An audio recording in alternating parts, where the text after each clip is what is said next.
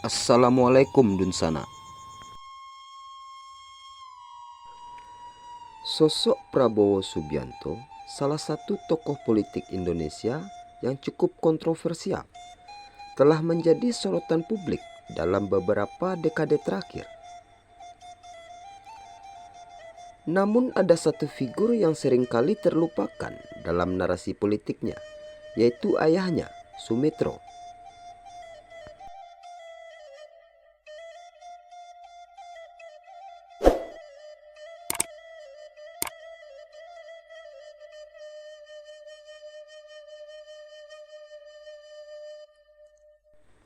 Sumitro lahir pada tanggal 29 Mei 1917. Adalah seorang ekonom dan politikus yang memiliki peran penting dalam sejarah Indonesia, terutama dalam konteks pemberontakan PRRI, Pemerintah Revolusioner Republik Indonesia. Sumitro merupakan anak Raden Mas Margono Djoyo Hadikusumo yang merupakan pendiri Bank Negara Indonesia, Ketua DPAS pertama, dan anggota BPUPKI. Sumitro meninggal pada tahun 2001 dengan meninggalkan 4 orang anak, 2 laki-laki dan 2 perempuan. Prabowo Subianto merupakan anak ketiga dari Sumitro.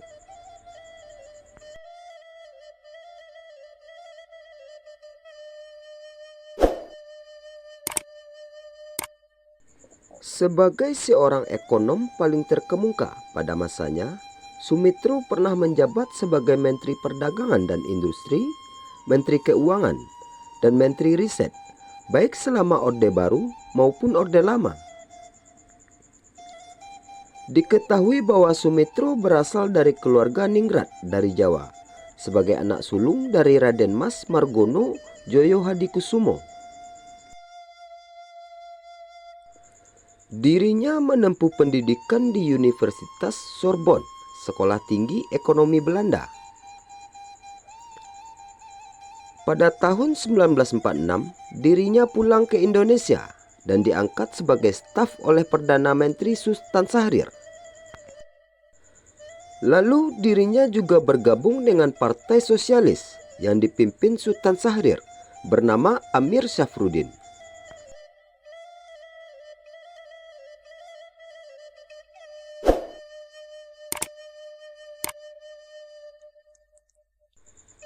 Saat Perang Dunia Kedua berakhir, Sumitro ikut serta dalam delegasi Indonesia untuk Perserikatan Bangsa-Bangsa di Amerika Serikat.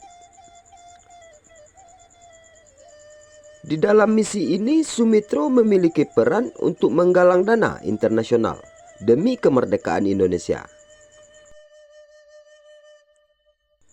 Bahkan dirinya juga pernah menjabat sebagai Direktur Utama Banking Trending Center atau BTC, dan sempat menjadi kuasa Republik Indonesia di Washington. Tak ketinggalan, ayah Prabowo ini juga ikut serta dalam konferensi meja bundar, dan setelah itu bergabung dengan Partai Sosialis Indonesia.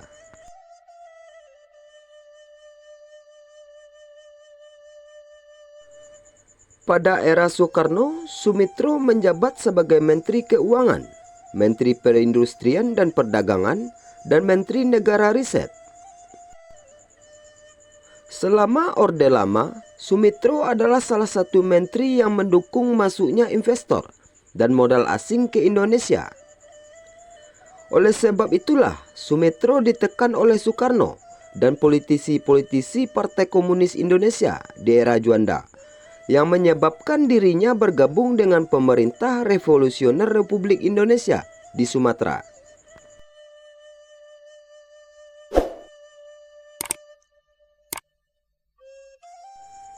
Peran penting Sumitro dalam PRRI dilakukannya dari luar negeri, yaitu dengan aktif menggalang dana dan dukungan luar negeri.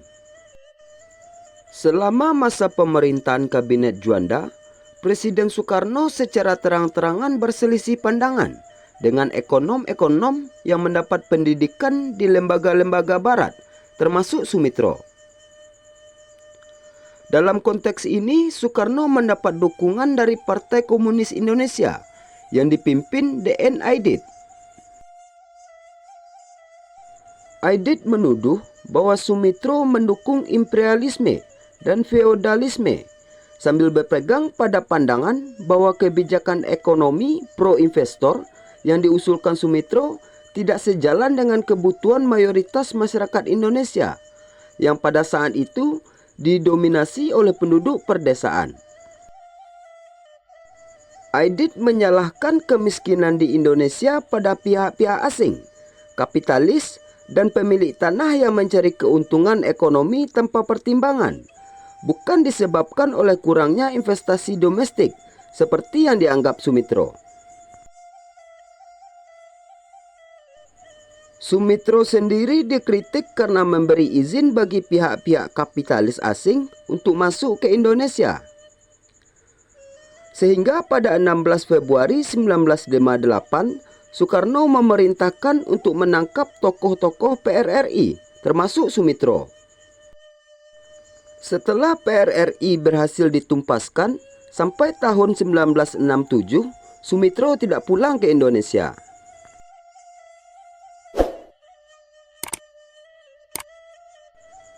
Setelah Soekarno jatuh dan digantikan oleh Soeharto, sejumlah bekas murid Sumitro seperti Wijoyo Niti Sastoro, Muhammad Sadli, dan Emil Salim ditunjuk sebagai menteri atau penasihat dalam pemerintah. Soeharto menugaskan Ali Murtopo untuk memulangkan Sumitro ke Indonesia, dan Ali bertemu dengan Sumitro untuk membujuknya pulang di Bangkok pada bulan Maret 1967. Sumitro setuju untuk pulang dan ia kembali secara rahasia pada pertengahan tahun 1967 karena kekhawatiran pemerintah akan simpatisan Orde Lama. Sumitro diangkat menjadi Menteri Perdagangan dan Industri pada Kabinet Pembangunan I pada tanggal 10 Juni 1968. Sebagai Menperidak di era Orde Baru, Sumitro mengimplementasikan jumlah kebijakan dagang yang bertujuan untuk mendorong ekspor atau menekan impor produk tertentu. Sebagai contoh, Sumitro mendirikan beberapa badan yang mengatur kualitas dan ekspor komoditas kopi dan kopra, sembari melarang ekspor karet alam berkualitas rendah untuk mendorong hilirisasi industri karet. Sumitro juga mendorong pengurangan impor barang konsumsi dan peningkatan impor barang modal, dan bea masuk ditingkatkan sebagai pendapatan pemerintah. Kabinet Pembangunan I ini juga mencakup mafia berkele, sekumpulan ekonom yang belajar di Universitas Barat, dan sebagian pernah menjadi murid Sumitro. Selain sebagai Menperidak, Sumitro juga menjadi salah satu penasihat ekonomi Soeharto.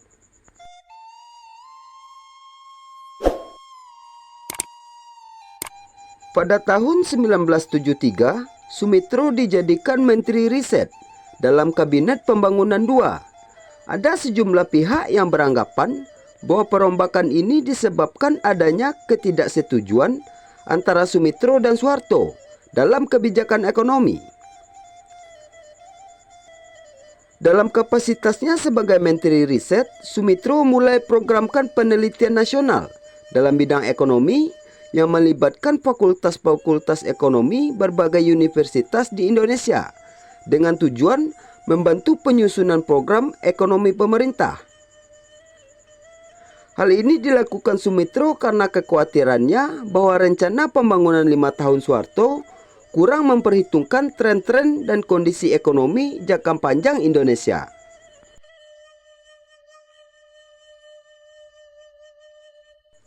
Meskipun program ini berguna untuk pemerintah, Sumitro digantikan oleh B.J. Habibie dalam Kabinet Pembangunan III, sehingga program tersebut dihentikan.